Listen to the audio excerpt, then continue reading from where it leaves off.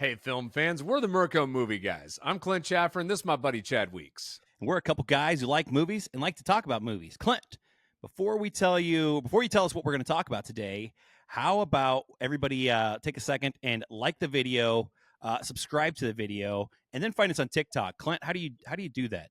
Where do they find us on TikTok? I think you just Merco search the Merco movie guys. You're going to find us. Perfect. Yeah, those will give us a little teasers for the next episode. So maybe some clips out of it, that sort of thing. So good way to get a little bit more digestion of the Merco movie guys. Is that the right word? I don't know. Yeah, we're gonna roll with it.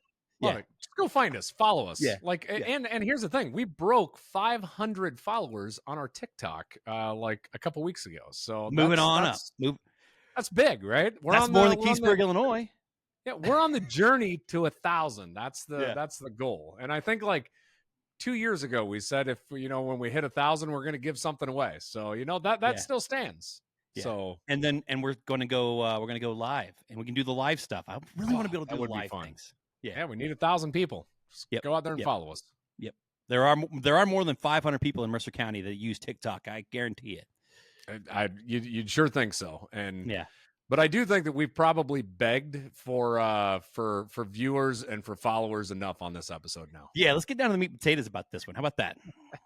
Well, I tell you what, Chad, how about we talk about what we did last Thursday when we went to opening night of Deadpool and Wolverine.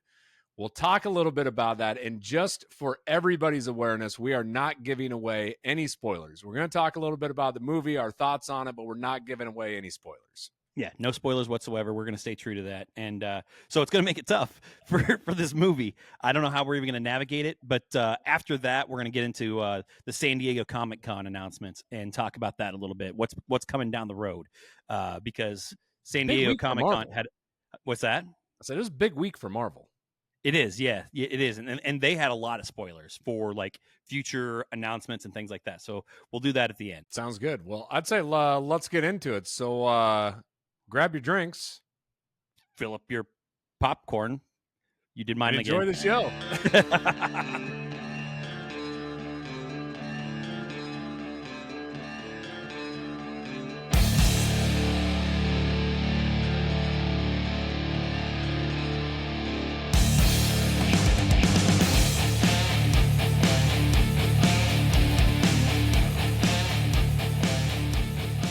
All right, Chad, let's jump into this conversation around Deadpool and Wolverine.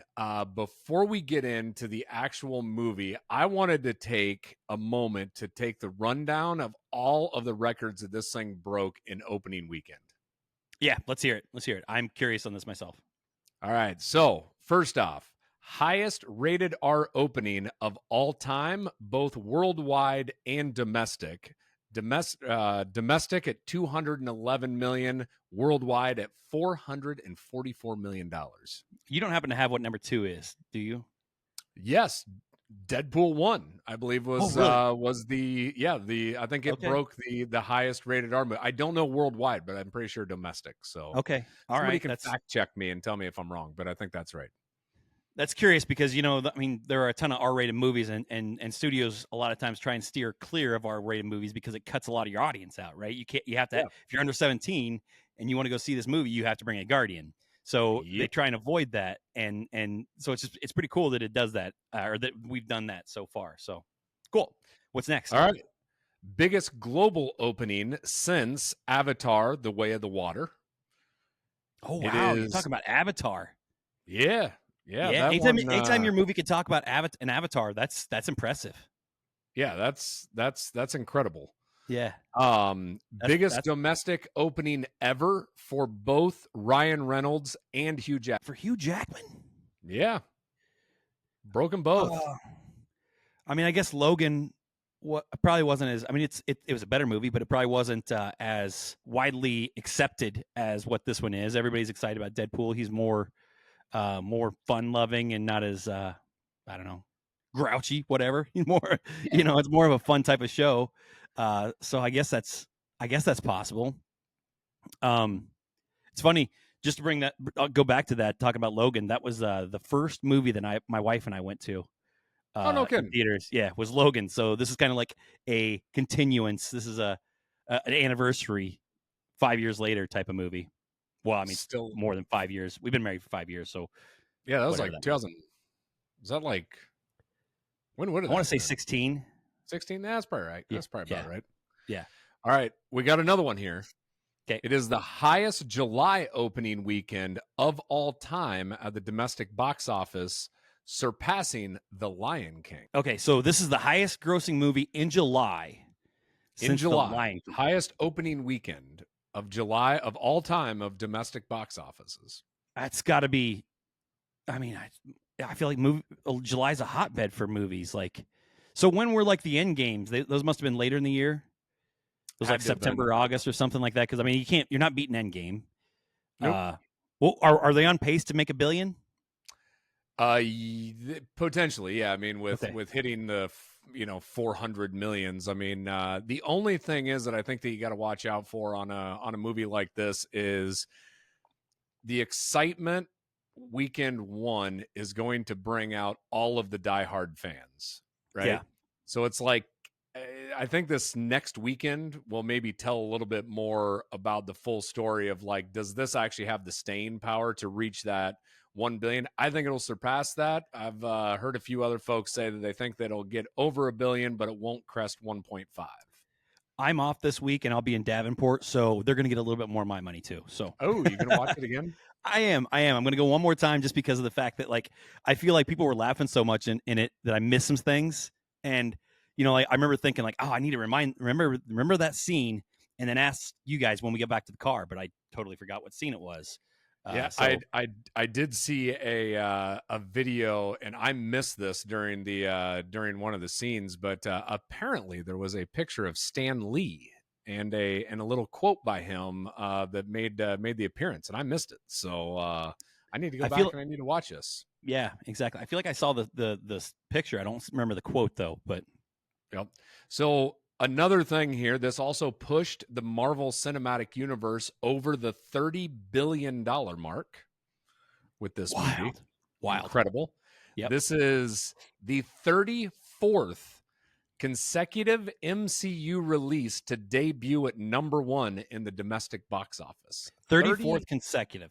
Consecutive, yeah. So 34 every films, single time they've hit. everyone. Yeah. I I mean, mean, I you're know even that. talking like Black Widow. You're talking about all these Well, that would have. Black Widow was the first like movie coming out of COVID, so that would have been a big one. That's true.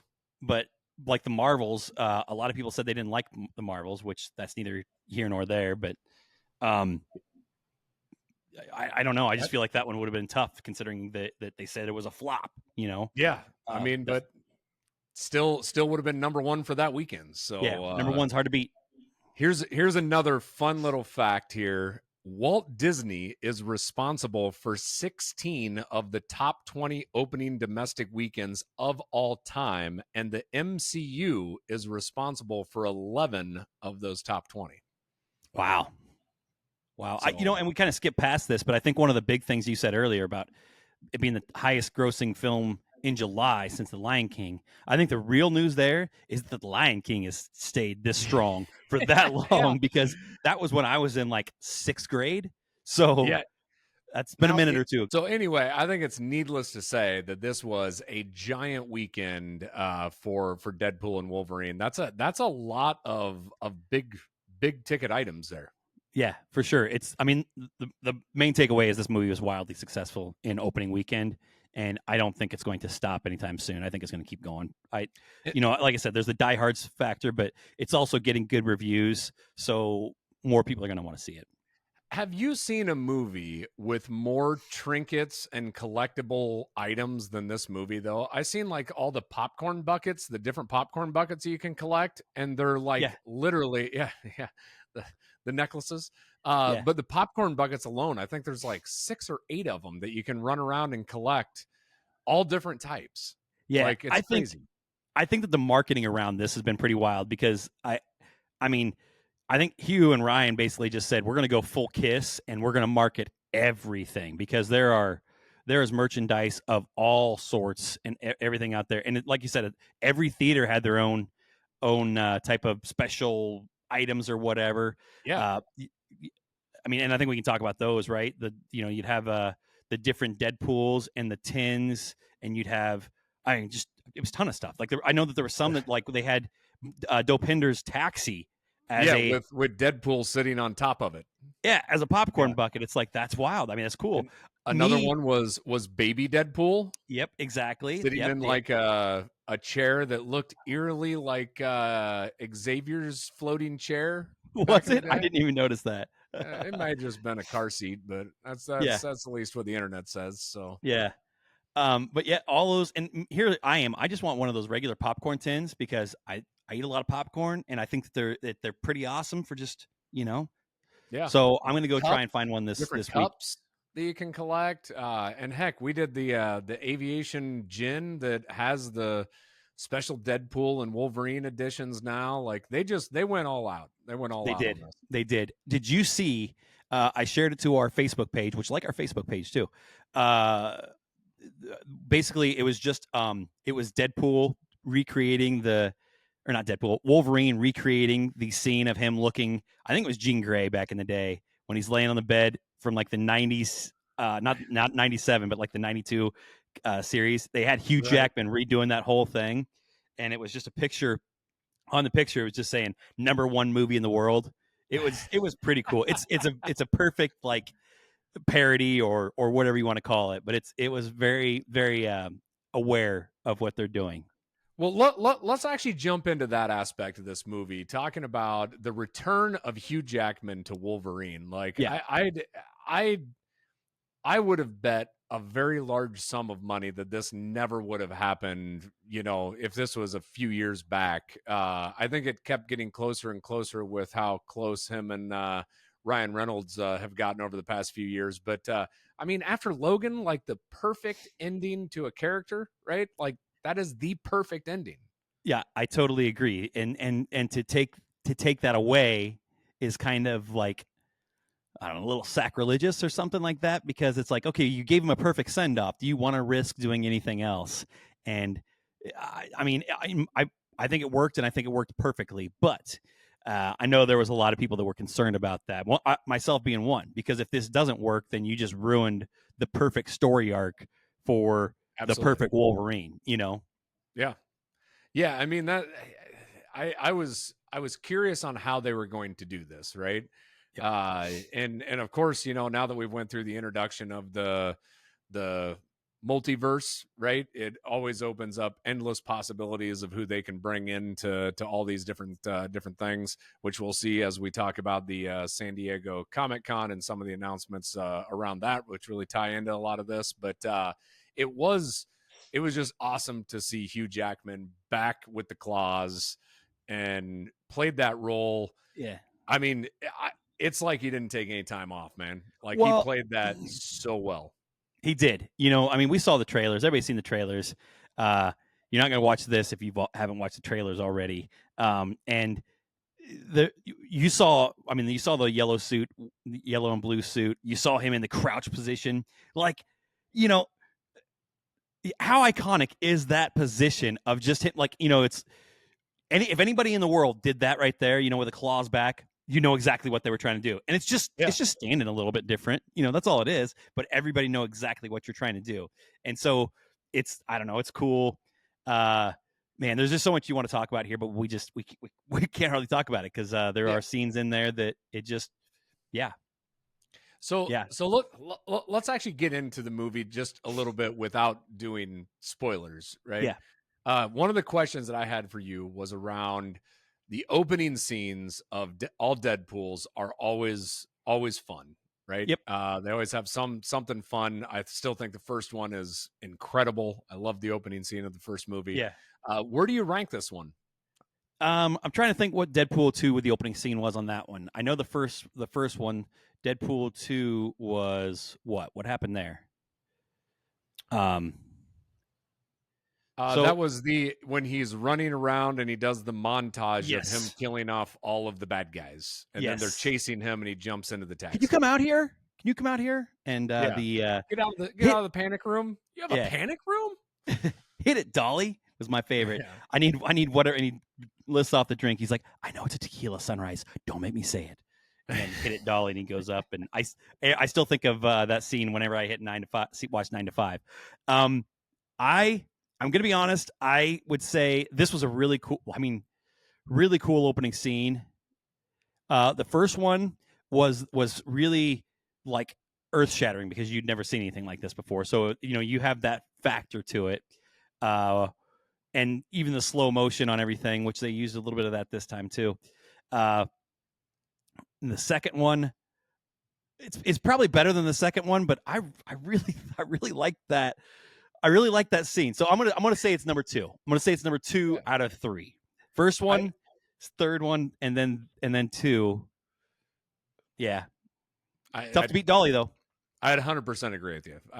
This one was super fun, and it's going to be one that people will remember simply because of the song and the everything else that's going along with it, right? Yeah, that sure. It's gonna sit in the hearts of many fans, right? But for sure. The first one is you can't beat that feeling the first time that you got to watch all that. And that was the first time we saw that scene, that opening scene, before we ever got to see, before Deadpool was ever official, because they did that. That was the one where Ryan Reynolds basically he leaked it. I think that's the rumor, is that Ryan Reynolds actually leaked that out, and the fans basically got that movie made. Exactly, so. And it's like, wow, this has potential. This is it, And then here we are, 3 movies later, and just loving every second of it. So. And it's honestly, for those of you that are Marvel Cinematic Universe fans, this is the first true breath of fresh air of the future of Marvel, right? It's finally feeling like they're giving us a little bit to start tying things in. Yeah. I mean, they did, but to me, this still felt like it was an Elseworlds type of thing, because there wasn't a huge tie in here, we're going to get to it in the San Diego Comic-Con stuff. I still wanted more. And so here's my complaint. And I'm not knocking this movie. I think this movie was great, and I'll rate it later. But I think that they've done a lot of fan service stuff. Basically, it seems a little bit more like pandering to audiences and just saying, hey, just we're gonna throw this at you, and you're gonna like it, and it'll make you feel good, without getting into the actual meat and potatoes of the MCU and getting us a dang storyline that we can follow through all these movies and tie them all in together. To me, this, because that's my one thing.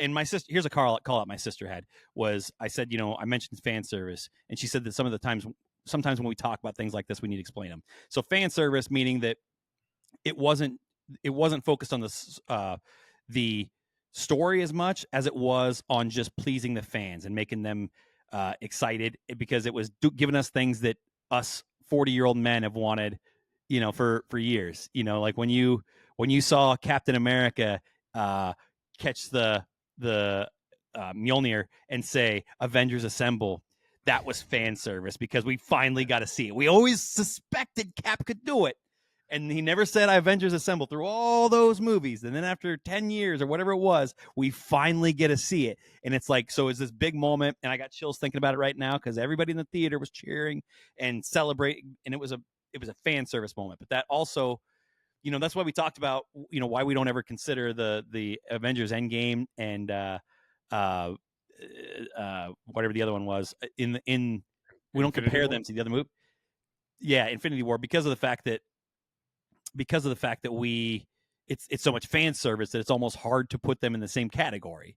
So again, I'm not knocking this movie. I'm glad they went the way they did, but I still want more. I should restate what I said. I guess it doesn't really necessarily tie it all together. It ties Deadpool into the MCU. I guess put it that way. Okay, that's what I shouldn't say that it really ties the new storylines together, but it does tie Deadpool. For sure, we're going to. I would highly suspect we're going to see more of Deadpool in the future, right? So yeah. For sure. They talked about the universes, 616. That's another thing that if you're not real familiar, 616 is the main universe. That's the one where, that's where comic books happen. That's where the MCU is happening. That's 616. And then Deadpool and Logan and all of them were in a different universe. I don't remember what it was. It's like 10039 or something like that. I can't Yeah, remember I what still it feel like is, there was a but 1-6 involved in it, but it was not the same. So it was so anyway, so yeah. Go ahead. so one of the things I did want to touch on, because you mentioned it, was just the fan service alone, right? Yeah. This movie, for anyone that is a comic book fan, for anybody that has vested a lot of time into the Marvel Cinematic Universe, dating all the way back to X-Men 1, right? Yep. Like going clear back there. Uh Anyone, and actually even going into like probably the animated series back in the 90s, right? I mean, Yeah. all of this, anyone that's really been a fan of all that, you are going to absolutely love the things that you see within this film. Yeah. And so you've seen them pander to comic book fans because that's your true original base, right? This stuff wouldn't be made if it wasn't for comic book fans. And most of the time they just kind of gloss over that, and they I think that what was it? Days of Future Past.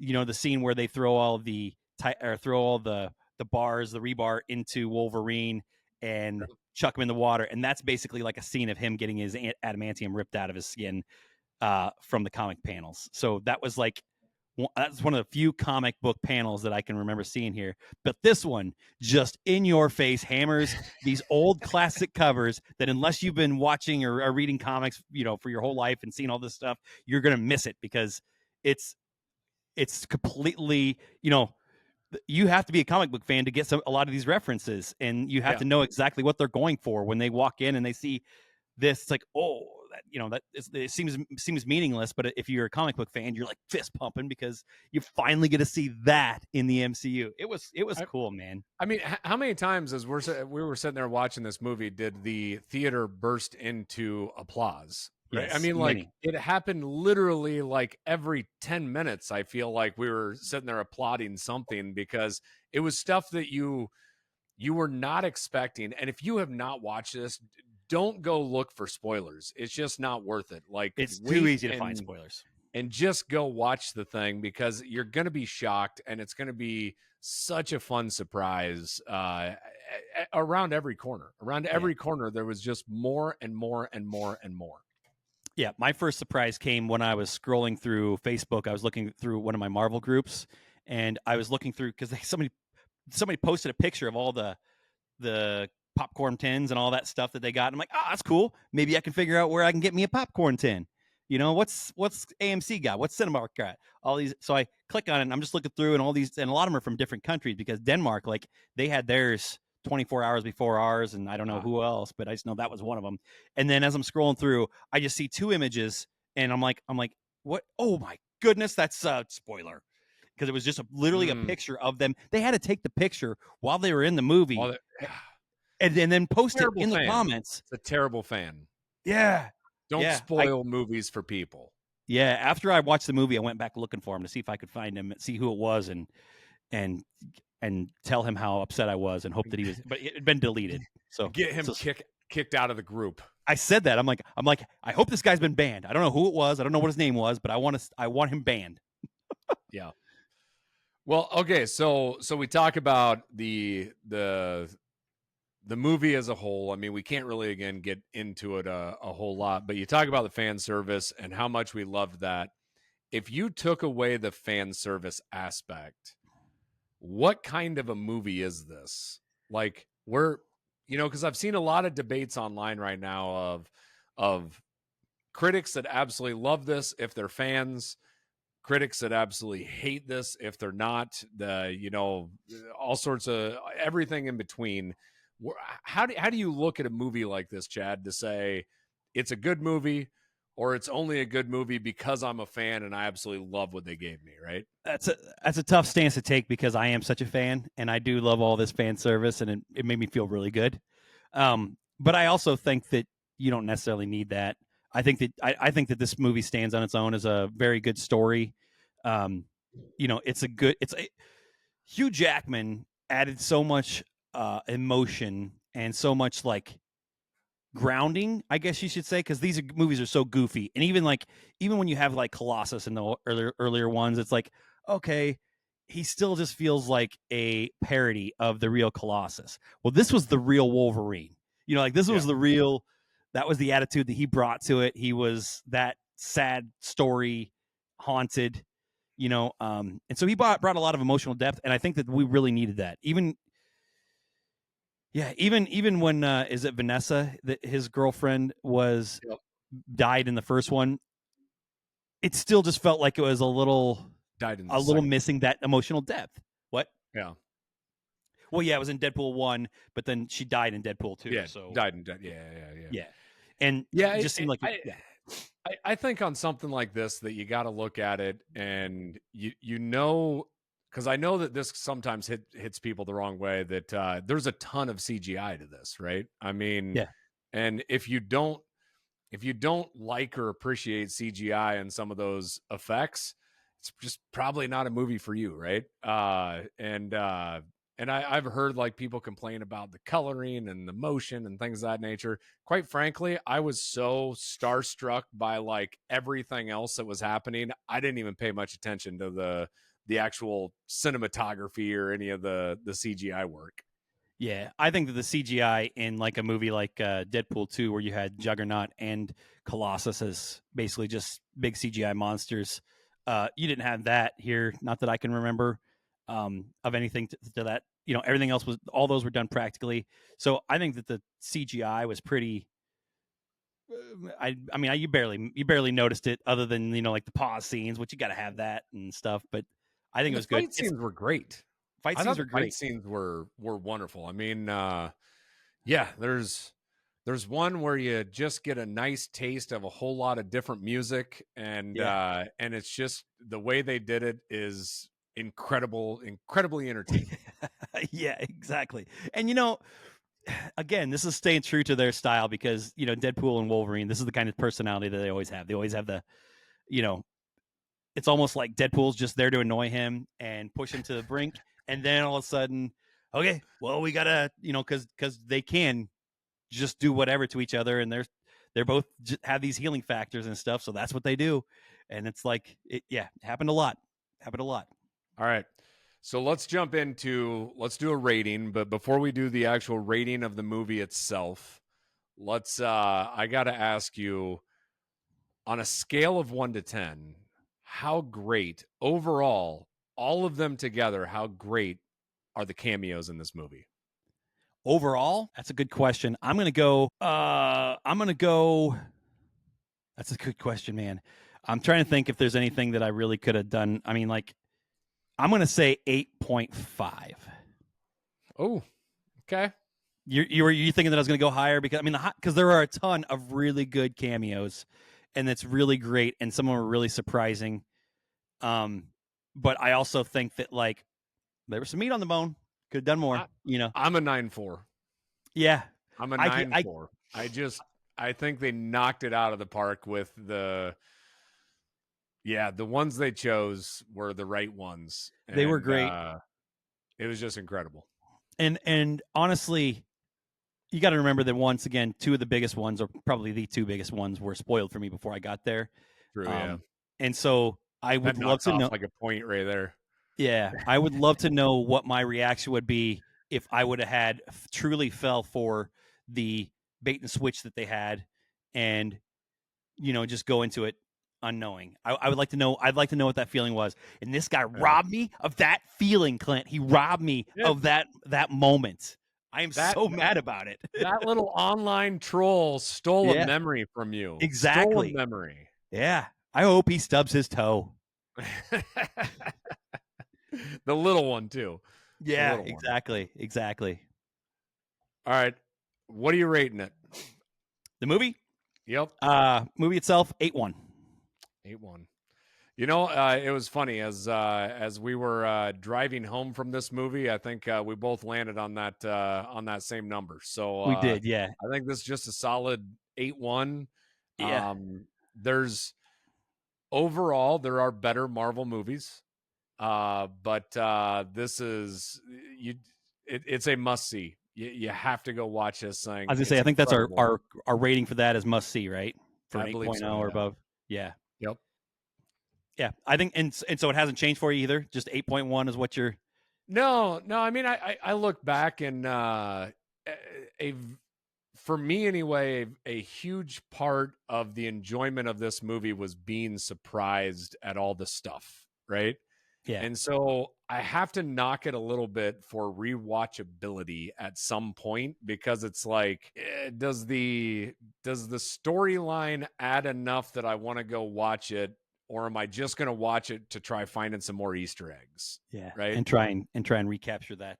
Yeah, and That I feeling. think that's where I'm at. I'm gonna Yeah. keep trying to find little nuggets the next couple times that I watch it. But honestly, I'd probably have more fun watching Deadpool 1 again, right? Yeah. Just going through that whole thought process again. But incredible movie. That's not knocking it. It's just it's not Yeah, the best 8.1 is a Marvel great movie score. out there. So yeah, Yeah. 8.1 is actually some of our highest scores that we ever gave out. So Correct. Yeah. And yeah, I stand with that as well. This week I'm going to go check it out again. So maybe it'll go up for me. I don't know. We'll see. But yeah, yeah, it'll be. You'll have to check back in with me on that one. Let me know how that goes. I'll do that. All right. San Diego Well, how Comic Con. about yeah, switch to San Diego Comic Con. So Let's do it. I wasn't even paying attention that it was San Diego Comic Con week here. So yeah, what'd you end up hearing here? So one of the things that I like, and I saw some of them. I was going to pull up a full list, but I think you got that for me. The first thing that I saw, and the big one coming out, was Robert Downey Jr. coming back as Doom. So he's going to be. So we're going to have Robert. I mean, again, Robert Downey Jr. is going to be back in the MCU, and to me, this means that the Kang Dynasty, because they did say that they never said anything about Kang Wars or the Kang Wars. It is now Avengers Doom or something like that. Is the new Avengers movie. So he's the next Thanos that we're going to be building towards, and it's cool because now with these multiversal things, I don't know how they're going to bring it in, but they did a fine job with Logan. So I trust them to find a good way to bring in Robert Downey Jr. and possibly give them the boost that they need. Actually, Brock Pease asked me that yesterday. He put that on my timeline. Just asked me, like, how do you feel about it? And I stand behind that. I think that this will give them the boost or the.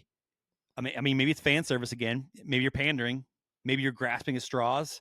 But I'm here for it, and I welcome Robert Downey Jr. back into the MCU for sure.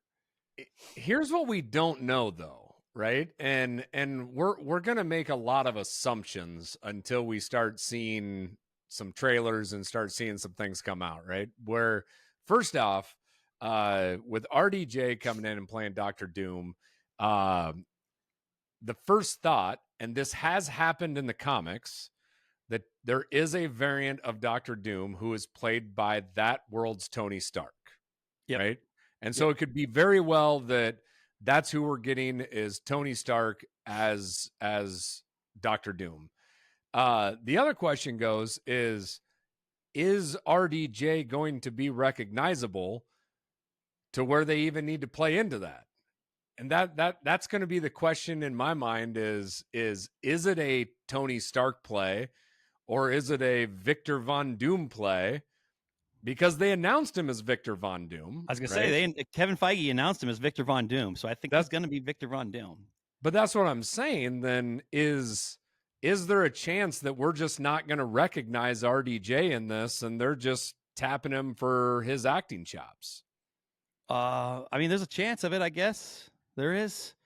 I just feel like, I mean, and they've referenced Latveria in the comics, I guess. I believe they have. I think it was Civil War, actually. They mentioned it.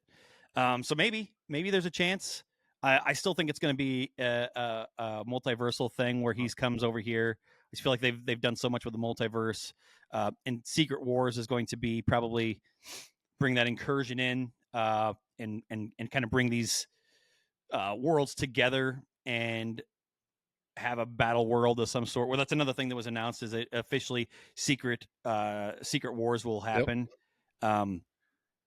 And another big announcement with that. So you got Avengers Doomsday and Secret Wars. Yep. And the Russo brothers are back. Yeah, yeah. So which one are they? I Which one? think both. I'm thinking. Yeah, That'd be wild. Russo brothers return for Avengers Doomsday and Secret Wars. So I mean, wow, we're gonna get something big and, dare I say, fantastic. yeah. Well, okay, so that's another one. They announced that Galactus will be the villain in Fantastic Four. So, yes. I know there's a lot of speculation about whether Doom was going to be in that one or not. And when they announced that Robert Downey Jr. was going to be in Avengers Doomsday, then Galactus will be. And I have no clue how you're going to have a giant planet-eating alien coming to eat, because like they did it with Silver Surfer, right? Yeah. And the Silver Surfer, but it was more like, I think it was just like a fog or something like that they used to as Galactus, not as an actual. And they showed a picture of like a drone of Galactus. Yeah. So like if that's the model they're going with, then that's pretty crazy, and that's very. I don't know how I don't know how you're gonna do it. I mean, they brought Celestials in though. They brought Celestials in. That's the thing. So, which also means, have you heard about that announcement? The Celestials are bringing in adamantium. Oh yeah, I did hear that. So now I don't know if it's going to be the one that's up there in the polar ice cap that the Eternals dropped off and seemed like they're never going to be going back to again. I think they officially announced that one's done. And is the Eternals done? That's what it sounds like. There is no Eternals 2. Some of the characters from there might make it in. I think Black Knight will still be part of it. So like the whole end scene of Doctor Strange and Charlize Theron just is really not going to mean a whole lot of anything then. She's not an Eternal. She's not? No, she wasn't an Eternal. No, I can't think of her name. You put me on the spot now. But no, she's a Doctor. She's a Doctor Strange character. I just can't think of what her name is. She's yeah. Now I'm drawing a blank. But so that's a Doctor Strange character, and I think it's actually he dates her in the comics at some point. And that's probably where they're going to lead to this, because I know that I'm tired of the pandering over his lost love on the last 2 or 3 or whatever. So I just don't care too much about love stories in comic book movies, unless it's Peter Parker and MJ. I can get behind that, but I think some of them it's like you're forcing these romance stories. It's like, just let them go out and beat bad guys. Do they have to fall for somebody? The best is when you're a goddess and you know somebody for 72 hours and then you take over somebody's body to bring him back, basically kill just a regular human to get him back in. Anyway, sorry, I digress. Yeah, exactly. Another one was Captain America: Brave New World with Giancarlo Esposito coming in. Esposito. There we go. Yep. I'm not so good with this English thing. Yeah, it's all right. That's border English. That's tough. Yeah. Borderline English. But yeah, coming in as Sidewinder. So, what's your thoughts? No, nothing about him. Nothing about him whatsoever. Yeah, same. Yeah. I do know the Red Hulk though. Oh, so that's moving into the Thunderbolts. No. Right? That's in Captain America too. Oh, is it? Okay. Yeah, we haven't seen the trailer for Thunderbolts yet, but yeah. Red Hulk is going to be, because they had Harrison Ford there, and by all accounts he looked like he was just living his best life, just absolutely acting bonkers, and like the most, because he's typically a pretty stoic guy in his interviews and stuff, but up there he was like dancing type of, acting like the Hulk type of thing. So General Thunderbolt Ross, who we've seen in a lot of movies, originally in the first Hulk movie. William Hurt was who played him before. He's being replaced by Harrison Ford, and Harrison Ford apparently is officially going to be the Red Hulk. The Red Hulk. So he's in the Thunderbolts though too, right? Yeah, in the comics he is. Okay. I don't know. I know that the Thunderbolts has on the cover it has the original Hulk, and then I don't know. I don't know if he's. I don't know if he's part of. They originally wanted him to be part of the Thunderbolts. I don't know if he still is or not because I think that the There- timeline is going to have the Thunderbolts coming out before Captain America, right? Yeah, it comes out like in like this May or May of 25 or something. 2025. Yeah, So that's what I was noticing that too. It's also like we only get one Marvel movie this year, but I feel like we're getting them early next year, so yeah. we should be able to, you know. Well, the Thunderbolts, I think for folks that may not be aware of that, and I haven't heard a whole lot about the Thunderbolts, so that just goes beyond my Marvel and comic book knowledge here. But I did go and watch a trailer and then did a little reading on it. But it's basically like the Marvel's version of Suicide Squad. Hold It's on, kind of how it feels. they have a trailer out for Thunderbolts. I missed that one. I Oh, saw the Captain America one, but I have not seen the Thunderbolts one. So yeah, yeah, you're right though. It is. They're like the Suicide Squad for Marvel. And I think that there was a rumor that she bought Avengers Tower, and now it's going to be Helena Belova, and I can't even think who all it is. That's going to be in that one. The Winter Soldier. Do you have the roster pulled up by chance? yeah. So we have. The Red Guardian, I think, might even I be in have this it. on. Uh, Yeah, no, the Guardians, the Red Guardians in there. Black Widow, Taskmaster, oh, we Taskmaster. are going to get more Taskmaster. Yep, and then Ghost from Ant-Man and the Is she Wasp. still going to be in it? Yep, apparently maybe a new suit maybe is what I was reading. Okay. I think they've been talking about this movie for forever, but they seem to be kind of stalling out on it. So. U.S. Agent Wyatt Oh Russell. yeah, that's the one I is should have gonna be missed. in I it. should have got. Yeah. Yep, and then of course the guy who just won't ever leave the MCU, has been in it forever, the one and the only Bucky Barnes. Yeah, Bucky Barnes. Yes. Yeah. Touche. Yeah. So I mean, it'll be fun. You got Elaine from Seinfeld on there too, so that's nice. Yeah, she'll Yeah, add some true. humor to it. What's that? I said that's true. That's true. Yeah. But no, I think that the Captain America one is probably the one that I'm most excited about out of those. Like, here's the question. Here's the question that I pose though. What's happening with Blade? Are we gonna? Did they say anything about Blade there? And Jimmy Oldham was going to be on here with me. He's a guy that I bought a bunch of comic books off over the years, and he was actually out there at San Diego Comic Con. So shout out to Jimmy for this. But like, I was going to ask him about Blade. I have not heard anything updated. The director quit. I can't. I don't want to miss out on Blade, especially with Mahershala Ali.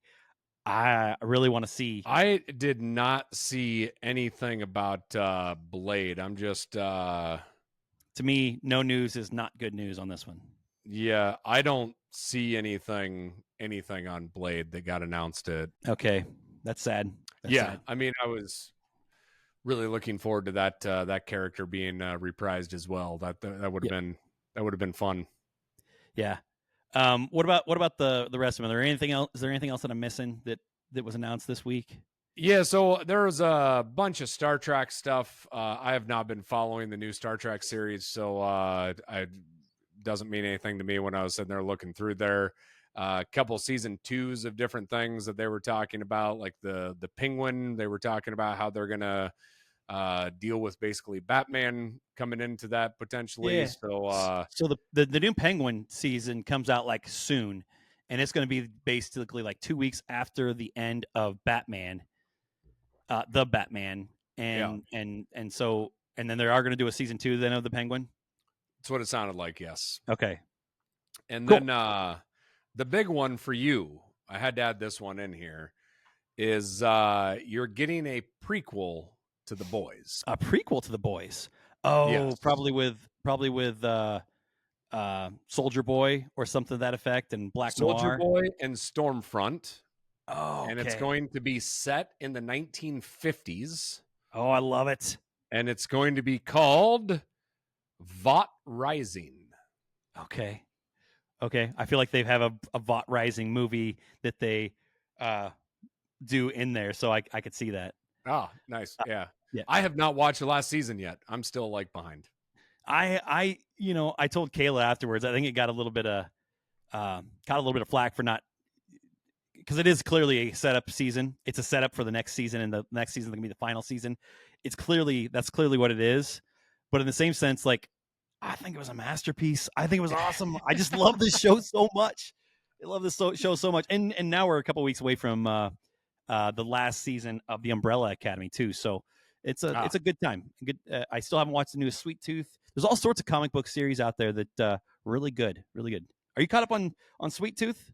I am not. No, that's one that Kelly and I have watched together. So I've been kind of waiting, and quite frankly, just life has gotten in the way. So it's always Summer hard stuff. getting caught up on TV shows in the summertime. So Yeah, so much going on. So much going on. Yeah, and by the time the sun goes down, it's like 9:00, and yeah, I'm going to bed at that point. So yeah, touche. But so, needless to say, I think Marvel stole the show at San Diego Comic-Con for sure with their big announcements. Not surprising, I guess, but Marvel's future looks bright. I think they got a lot of great things that are set up. So I'm just thrilled to hear like all this finally coming together. Correct. And I feel like we're in a better place than we were before, because I remember when Kevin Feige came out and just announced a whole bunch of movies. Like, yeah, we're going to have 2 Kang Wars and the Kang Dynasty, and we're going to have this, we're going to have Blade, and we're going to have all this stuff, but there was no substance to it, and none of it ever happened.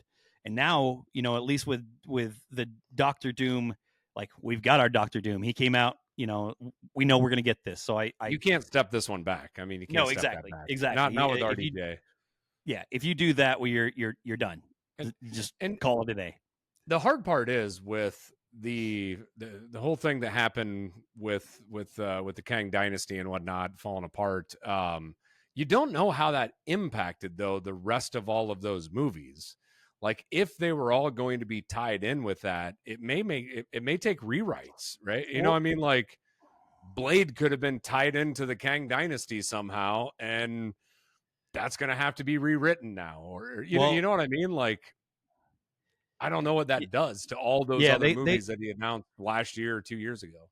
Yeah, they hitched their horse to Jonathan Majors pretty hard, and I think that they're talking about actually recasting him now. I don't know. I don't know what's happening there, but so there might be some Kang stuff coming. Because Loki was basically focused on that. Multiverse or Quantumania was focused on that. It's just tough to see all this, and then it's like, oh, we got to just change everything. And I mean, Marvel does good at this, but I think we need to see something here. Like we need to get something. The thing I'm noticing though, and when you look at Thunderbolts, Fantastic Four, and then Doomsday and Secret Wars, there's no standalone movies right now. Like, has Marvel ran out of characters that can stand on their own, or is every movie going to be a team up with multiple characters? Like, we're not getting the Iron Man one, or I'm trying to think back. Black Panther be the last one that we got? Yeah. I mean, Black Panther was never a solo movie because they always had, a ton of characters to bring in there. But I just meant like the Black Panther was like the, the primary. But I'm just sitting there thinking it's like all of these are team ups. Well, Captain America characters. I guess it is Captain America. No, it's just Captain America, right? No, I mean, they have. You know what? I stand corrected. You just corrected me. Captain America is going to be standalone. Good. We got something. They have a new Falcon in there, but I mean, he's not even. He's just a side. He's a sidekick. So I'm good with sidekicks. Yeah. Sidekicks don't count. I'm excited for Captain America. That one's gonna be good. Me too. I don't know how he's gonna fight the Red Hulk, but I'm stoked for it. Here for it. Yeah. Do you think we'll ever get Mark Ruffalo back? Oh yeah, he drops into all sorts of stuff. Like he was just. I was just kind of curious, like if we're gonna see like a red Hulk versus Green Hulk type of. You almost have to. If they're gonna bring in the Hulk, they almost have to bring in Banner, or the Abomination, right? Tim Roth. Yeah, they were talked about him being part of the Thunderbolts, but I don't think he's going to be now. Yeah, he was in She-Hulk, so they brought him back. So now you got Scar too. Yeah, there's all sorts of big hulking creatures out there that we can use to fight the Red Hulk. All right. Well, we can just sit here and just keep rambling on, but I think we Yeah. just ran out of substance here. Yeah, we did. All right. Well, this was great. It was fun to recap the movie. I had a blast going there and watching that. So like I said, I can't wait to see it again. So, Yeah, me too. Hopefully this week. So, all right. With that, the credits are rolling. lights are coming on. That's the end of the show.